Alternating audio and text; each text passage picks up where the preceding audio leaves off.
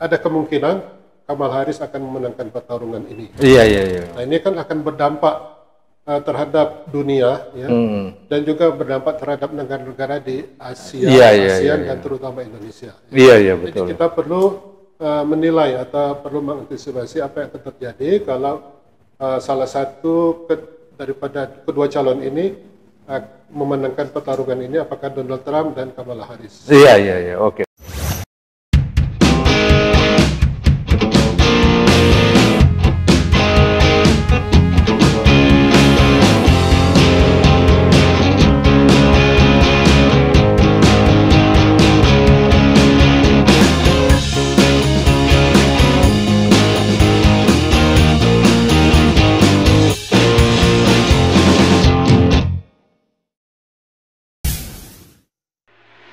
Assalamualaikum warahmatullahi wabarakatuh. Jumpa lagi dengan Kang Mizan di TV Masumi.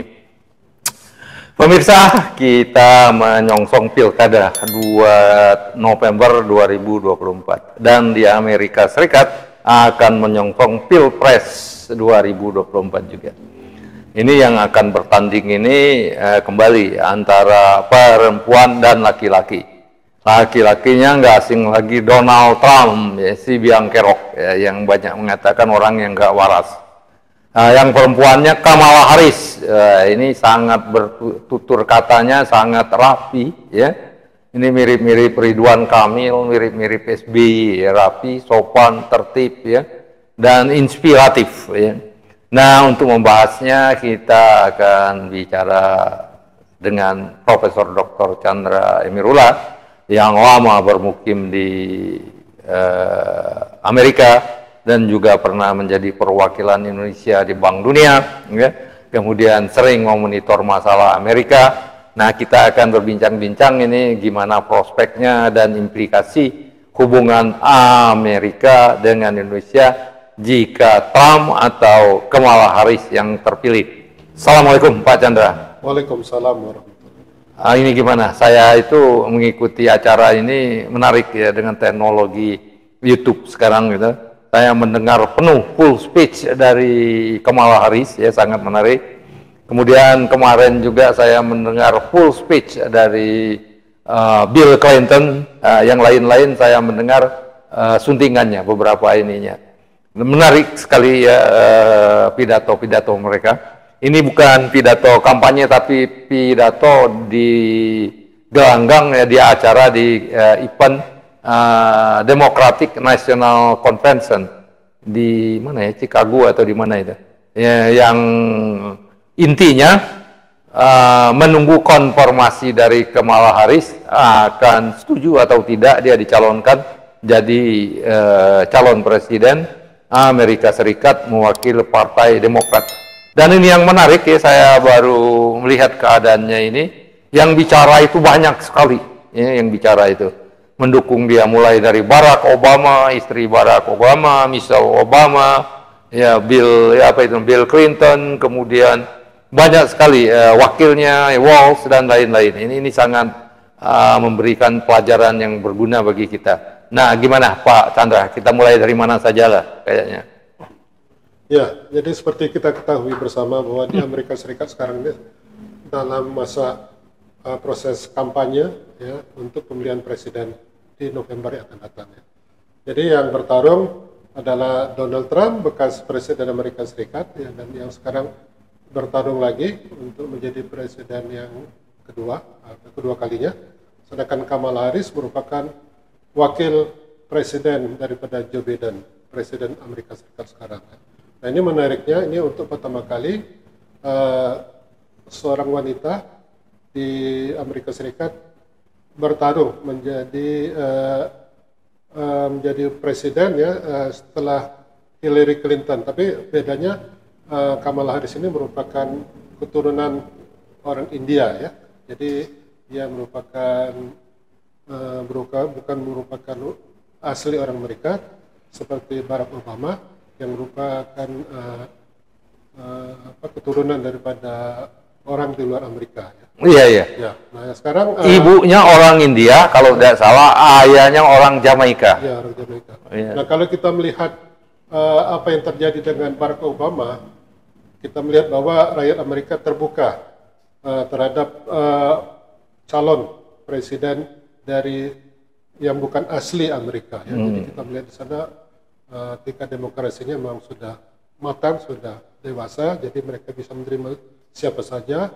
Yang penting mendapat penerimaan dari rakyat Amerika. Iya, iya, iya, iya, iya. Nah, ini kita melihat bahwa sekarang ini dari segi survei antara Donald Trump dan Kamala Harris ini saling kejar mengejar. Iya, iya, iya. Dan akhir-akhir ini kelihatannya Kamala Harris memimpin dengan beberapa iya, iya, iya, betul, betul. poin. Ya. Iya, Ini iya. sangat menarik ya, kalau misalnya momentum ini berjalan terus, maka ada kemungkinan Kamala Harris akan memenangkan pertarungan ini. Iya, iya, iya. Nah, ini kan akan berdampak terhadap dunia, ya, dan juga berdampak terhadap negara-negara di Asia, Iya, iya, ASEAN, iya, dan terutama Indonesia. Iya, iya, Jadi betul. kita perlu menilai atau perlu mengantisipasi apa yang akan terjadi kalau salah satu daripada kedua calon ini memenangkan pertarungan ini, apakah Donald Trump dan Kamala Harris. Iya, iya, iya, oke. Dan yang menarik juga kalau di Amerika hasil survei itu mendekati. Jadi kalau hasil survei menyatakan leading ya, running front running ya untuk Kamala, peluang dia terpilih itu akan menjadi lebih besar ya. Memang menarik itu hasil survei itu yang menurut Pak Chandra tadi, survei yang terakhir memperlihatkan 4% Kamala lebih unggul daripada Donald Trump. Dan ini bagus sekali, berbeda dengan kita ya. Berbeda dengan kita bahwa hasil survei kita itu nggak begitu, tingkat kredibilitasnya nggak begitu baik. Dan yang kedua, memang menarik, masalah etnis di Amerika itu kayaknya sudah selesai ya. Jadi mereka baik keturunan dari Afrika, keturunan India, atau siapa saja, semua warga negara Amerika itu mempunyai hak dan kewajiban yang sama dan mempunyai hak untuk dihormati ya. Nah, kalau di kita memang demokrasi kita agak masih baru ya. Etnis sukunya itu masih tinggi ya. Jadi kalau capresnya bukan orang Jawa ya, peluang untuk menang itu sekarang ya agak sukar ya. Tapi mungkin dalam evolusinya, kemajuannya, kalaupun orang calonnya itu orang Papua, nanti mungkin 10-20 tahun lagi seharusnya nggak ada pembedaan lagi. Orang Papua, orang Kalimantan, orang Dayak, semuanya yang akan membuat Indonesia jauh lebih baik, lebih makmur seharusnya ini nggak akan menjadi masalah. Tapi kan ini masyarakat banyak, kita nggak bisa memaksa mereka kan. Kita harus menghormati juga ininya, prinsip-prinsip dia, paham dia, rasa kesukuan dia itu. Memang itu akan berjalan secara evolusi ya, baik-baik ya, lama-lama akan berubah saya yakin ya. Jadi walaupun calonnya nanti orang Papua, kalau memang dia melihatkan track record yang baik, ya saya kira akan jadi presiden RI ya. Ini evolusi ini. Kalau sekarang keadaannya seperti ini, ya memang demikian adanya rakyat kita kan, dan kita harus hargai juga itu prinsip orang, rasa sentimen kesukuannya ya. Nah, ini jadi pelajaran kita bersama. Nanti kalau misalnya Barack Obama atau bukan Barack Obama ya, Trump terpilih atau Kamala terpilih, kira-kira hubungan Amerika dengan Israel gimana, Pak? Ya, kalau kita lihat dari segi polisi luar negeri Amerika, dari sejak dulu ya, Amerika itu sangat dekat dengan Israel. Betul, betul. Israel itu merupakan sekutu utama Amerika. Iya, iya. Mengapa? Karena lobby-lobby di Amerika itu sangat kental dengan kepentingan Israel. Iya, iya. Jadi orang-orang kaya, orang-orang yang berpengaruh di Amerika itu kebanyakan orang Yahudi. Oke. Yang menguasai bisnis, menguasai pemerintahan, ya, baik di pemerintahan maupun di non pemerintahan, di swasta itu dikuasai oleh orang Yahudi. Jadi mereka sangat dekat dengan pemerintahan Amerika, begitu juga dengan perkumpulan-perkumpulan masyarakatnya, ya, organisasinya. Itu banyak sekali yang berpengaruh ya. Amerika melalui lobby-lobby ke DPR mereka. Iya, iya, iya. Nah, jadi kebijakan luar negeri Amerika itu banyak dipengaruhi oleh lobby-lobby Lobby, yang iya, tadi ya. iya, iya. Nah, jadi mau tidak mau, apakah itu pemerintahan Republik atau Demokrat itu selalu mementingkan hubungan dengan Israel. Iya, iya, iya. Karena adanya lobby-lobby itu. Ya. Karena lobby-lobby ini juga berpengaruh terhadap pemilihan umum atau pilpres di Amerika. Iya, iya, iya. Nah, jadi kita tidak banyak mengharapkan perubahan yang besar kalau misalkan apakah Kamala Harris yang terpilih menjadi presiden atau Donald Trump ya. Jadi mereka tetap menjaga hubungan dengan Israel itu sebaik mungkin ya. Kecuali kalau Israel memang sudah terlalu ya. Jadi sudah diingatkan Amerika tidak melakukan ini itu ya yang mengakibatkan kegawatan sehingga bisa menimbulkan mungkin perang dunia ketiga, misalkan mungkin Israel akan tetap dibela Amerika. Oke, oke. Saya kira saya sependapat dengan Pak Chandra.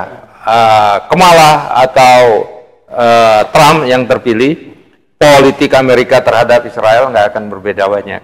Tapi kalau saya lihat sedikit ya, Kamala kelihatannya agak lebih menahan diri ya, walaupun dia sangat menghormati Joe Biden. Saya lihat dalam berbagai pidatonya dia sangat menghormati, dan dalam masa mereka bekerja sama ini ya merasa itu sangat dihargai, kerjasama yang baik sekali ya, terkesan ya antara Kamala dengan Biden ya. Jadi Biden itu kayaknya memberikan empati, memberikan pengarahan itu kelihatannya Kamala itu dengan Joe Biden ini sangat sangat dekat ya, hubungan mereka itu perbaikan. Dan memang kalau saya lihat ya, saya setuju dengan Pak Chandra ya, para lobis Israel itu demikian kuatnya ya, demikian kuatnya sehingga siapapun yang terpilih ya nggak akan berbeda banyak itu dalam politik luar negerinya. Dan kita juga belajar ya bahwa sebenarnya banyak ini generasi muda yang lain ya yang bisa maju di Pilpres Amerika, tapi kelihatannya masalah dukungan financial ini ya, untuk menjadi calon presiden itu butuh uang yang banyak sekali. Ya, jadi tanpa ada dukungan ini, baik secara langsung maupun tidak langsung itu sukar ya. Walaupun banyak tokoh-tokoh muda yang brilian, sama seperti kita ya. Kalau nggak ada dukungan yang besar, keuangannya itu untuk bisa terpilih itu sukar ya. Ya demikian kita harapkan bahwa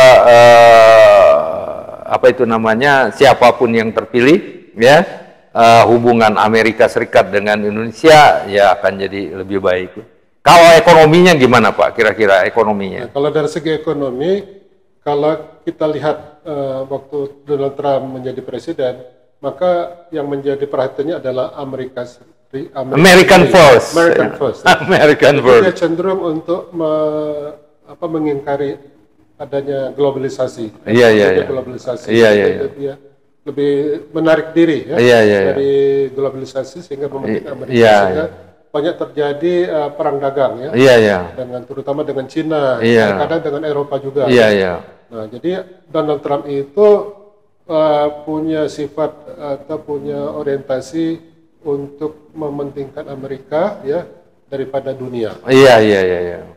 Seperti misalkan di dalam anggaran pertahanan NATO ya, Donald Trump memaksa supaya negara-negara NATO itu meningkatkan anggaran pertahanannya ya, supaya beban Amerika tidak terlalu tinggi ya, sehingga Amerika bisa menggunakan uangnya untuk kepentingan rakyat Amerika. Nah, jadi ini mempunyai efek ya terhadap ekonomi dunia ya. Jadi kalau misalkan Donald Trump tidak mementingkan globalisasi dan multilateralisasi, maka ini akan berdampak terhadap ekonomi dunia ya, di luar Amerika. Ya, Amerika sangat besar pengaruhnya. Kira-kira 60% daripada ekonomi dunia ini. Amerika. Nah, tapi kalau Kamala Harris menjadi presiden, dia berbeda ya. Jadi dia dari Partai Demokrat, biasanya dia mementingkan globalisasi atau multilateralisme. Dia ingin bekerja sama dengan dunia-dunia luar ya, di luar Amerika, seperti negara-negara Eropa, Asia, dan juga mungkin Cina ya. Cina mungkin masih terkendala dengan keadaan politik ya, keadaan politik yang sekarang lagi tegang. Iya, iya, iya. Nah, jadi terutama dampaknya terhadap Asia dan ASEAN dan Indonesia.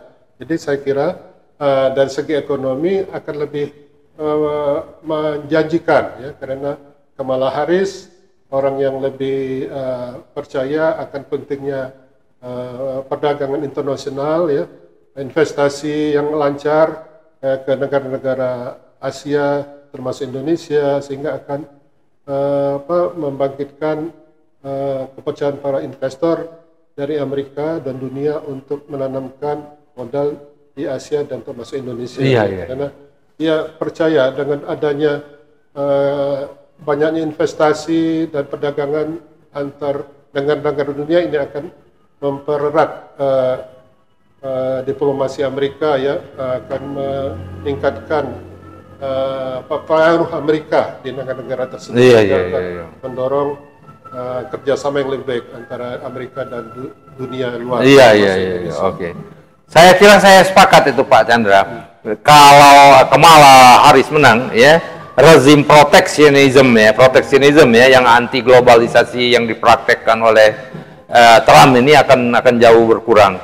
Dan umumnya profesor-profesor ekonomi itu orang yang pro globalisasi ya, efisiensi. Dan Kamala ini bakal banyak didukung oleh para akademisi juga. Karena menurut para akademisi, globalisasi itu baik bagi seluruh dunia dan baik bagi seluruh Amerika. Jadi rezim perang dagang Trump ini jelas tidak searah dengan pemikiran profesor-profesor ekonomi itu. Demikian pemirsa, saya kira semoga bincang-bincang kita yang ringkas ini memberikan pemahaman ya, pembelajaran akan praktek demokrasi di Amerika Serikat dan kaitannya dengan praktek demokrasi dan sosial ekonomi untuk Indonesia. Cukup Pak? Cukup. Wabillahi taufik wal hidayah. Wassalamualaikum warahmatullahi wabarakatuh.